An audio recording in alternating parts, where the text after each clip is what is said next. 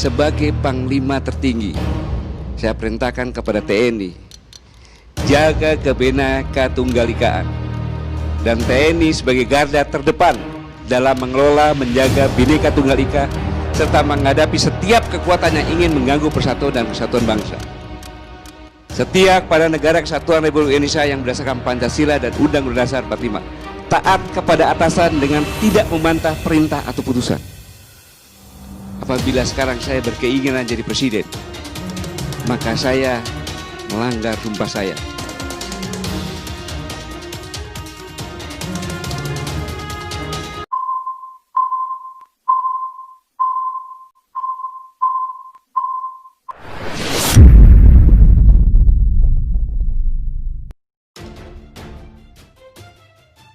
Bukan kepentingan 2024 Gatot Nurmantio gabung kami karena jiwa korsanya terpanggil. Bergabungnya mantan Panglima TNI Jenderal Purnawirawan TNI Gatot Nurmantio di Koalisi Aksi Menyelamatkan Indonesia atau KAMI dinilai tidak berkaitan dengan hajatan Pilpres 2024. Begitu kata Direktur Eksekutif Oversight of Indonesia Democratic Policy, Satyo Purwanto kepada kantor berita politik Ermol Rabu 12 Agustus. Menurut Satyo, kami merupakan katalisator perjuangan moral yang berbicara kondisi bangsa dan negara. Kehadiran Gatot Nurmantio di acara kami nampaknya tidak berkaitan dengan hajatan 2024. Entitas kami layaknya seperti katalisator perjuangan moral dalam konteks kekinian yang artinya bicara kondisi bangsa dan negara yang tengah menghadapi resesi akibat COVID-19, sebut dia. Selain itu, mantan Sekjen Prodem ini menilai bahwa kami juga seperti oase bagi masyarakat yang digelayuti ketidakpastian pada masa depan. Akibat ketidakpastian cara penanganan pandemik virus oleh pemerintah yang mengakibatkan kontraksi perekonomian masyarakat.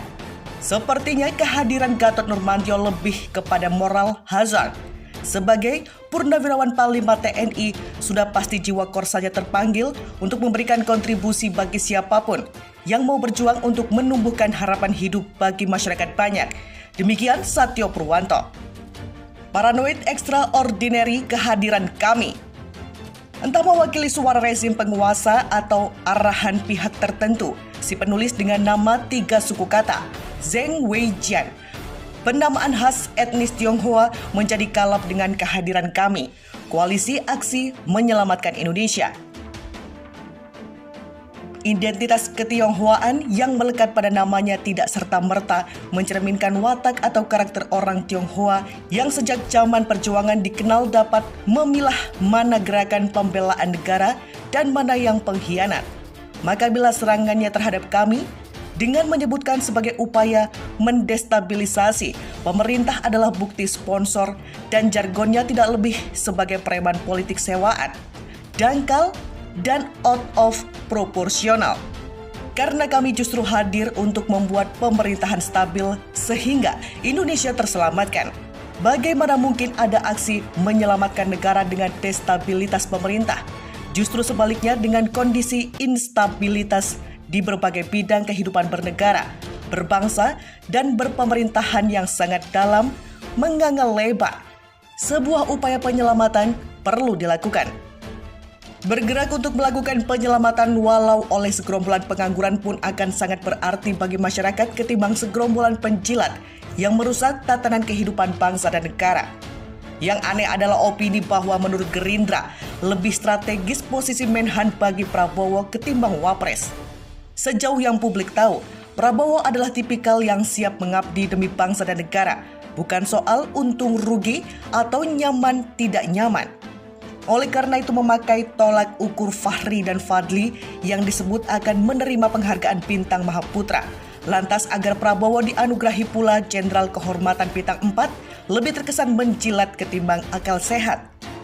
Gak perlu mengganggu sang jenderal dengan perbandingan yang tidak apple to apple. Analisa serampangan tumpang tindih pun terkait apa yang menjadi tujuan kami dengan tudingan hasutan ala PKI kepada Cakrapirawa. Padahal di dalam kabinet di antara koalisi dan partai-partai itu yang justru sedang dirundung berbagai polemik yang timbul dari istana. Bahkan ada orsa partai pendukung yang mengeluh Jokowi sudah tak punya hati, tak tanggung-tanggung disampaikan langsung ke Rizal Ramli yang notabene pendukung kami. Zeng pun naif sekali ketika menyebut hidup rakyat semakin susah. Tapi bukan salah pemerintah, lantas salah siapa? Pemerintah sebagai apa terhadap kesusahan rakyatnya? Justru untuk itulah kehadiran kami merupakan bagian upaya aspirasi mengatasi kesengsaraan rakyat di berbagai segmentasi. Kehadiran kami tidak akan berarti apa-apa bila rakyat saat ini hidup berkeadilan dan berkemakmuran.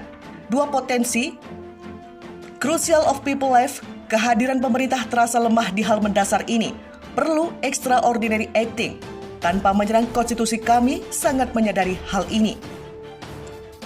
Jadi upaya diskreditkan kami dengan bumbu hadirnya Liu Sungkarisma berembel Cina pula plus disebut aktor makar karena mendukung Capres Prabowo dalam berbagai pernyataan politiknya. Tentu kita dapat menilai betapa rasis dan pengisnya asumsi Zeng itu. Satu sisi memuji Prabowo, tapi di sisi lain mencibir pendukung setianya. Sementara hubungan Prabowo dengan Lius pun tetap terjalin baik. Sudah sifat Prabowo tak pernah melupakan teman seperjuangan politik bukan narkoba, yang semakin bikin halusinasi ketagihan untuk merusak. From within, Lius memang aktivis tapi bukan model pengkhianat. Apapun, berbagai narasi destruktif yang dirangkai untuk mengkontaminasi dan mereduksi kebangkitan semangat rakyat melalui kami tidak akan menemukan frame-nya. Jangan sampai hanya karena warna gerakan moralitas kami ini sulit dibendung, sehingga belum apa-apa sudah membuat maklar-maklar politik kekuasaan mengalami paranoid extraordinary, yang pada akhirnya mengalami kebuntuan akal sehat dan tak punya hati lagi. Kami sebagai jembatan aspirasi.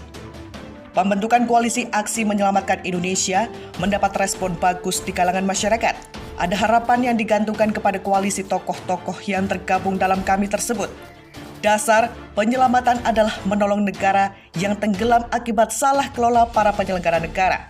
Era pemerintahan Jokowi tercatat kondisi parah hampir di segala bidang baik ekonomi, politik, budaya maupun agama. Sulit menyebut adanya prestasi dari kinerja kepemimpinannya. Pandemi virus sebagai musibah pun masih dijadikan lahan untuk menggerus uang negara melalui peraturan perundang-undangan yang berbau rekayasa. Kami nampaknya bukan untuk kami, tetapi untuk kita. Kita sebagai rakyat yang merasa tersumbat aspirasi oleh hegemoni, oligarki, atau tirani. Para tokoh yang terhimpun dalam koalisi sebagian besar diantaranya adalah para senior yang berkategori selesai dengan urusan dirinya. Artinya memiliki spirit pengabdian penuh untuk mengkontribusikan sisa usia bagi kemaslahatan rakyat bangsa dan negara.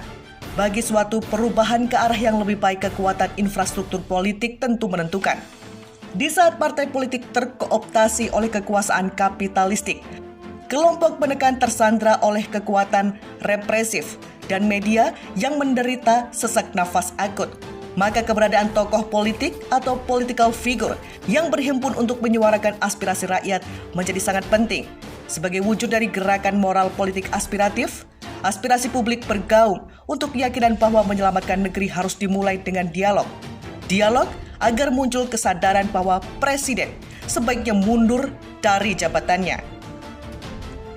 Dengan kepemimpinan baru, maka langkah pembenahan dilakukan mungkin secara segmenter atau elementer, seluruhnya berbasis ideologi dan konstitusi. Kami adalah fenomena tersendiri, wadah silaturahmi untuk menyelamatkan negeri. Kiprahnya dinanti oleh rakyat yang semakin terhimpit dan tereliminasi. Koalisi Aksi bukan sekedar basa-basi tetapi merealisasikan amanat proklamasi. Kami, bangsa Indonesia, dengan ini menyatakan kemerdekaan Indonesia. Hal-hal yang mengenai pemindahan kekuasaan dan lain-lain dilaksanakan dengan cara seksama dan dalam tempo yang sesingkat-singkatnya. Dua spirit proklamasi yaitu merdeka dari penjajahan dan pemindahan kekuasaan harus dilakukan secara seksama dan dalam tempo yang sesingkat-singkatnya.